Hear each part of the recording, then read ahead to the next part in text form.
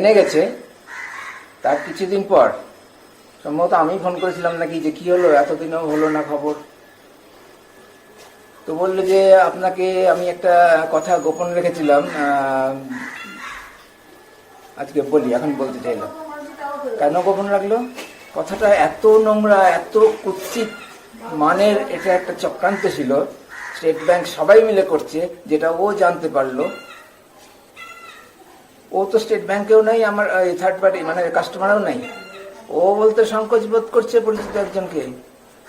এত ঘাটিয়া সোচ ওর পিছনে কাজ করছে স্টেট ব্যাংকের সবার।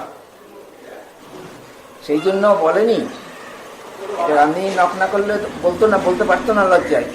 এইটা আমার কাউন্টার থেকে টাকা চুরির সিসিটিভি ফুটেজ। চোরটার টাকা চুরি করছে, সেটা কি দেখা গেল? চুরির নিশ্চিত প্রমাণ পাওয়া গেল। স্টেট ব্যাংক অফ ইন্ডিয়া এই চুরি করাটা একটা কাগজ তুলে নিয়েছে বলে প্রচার করেছে, আর মালদার মানুষ, বাংলার মানুষ এটাকেই ধ্রুব সত্য বলে মেনে নিয়েছে। সাবাস স্টেট ব্যাংকের মির্জাফরের দল।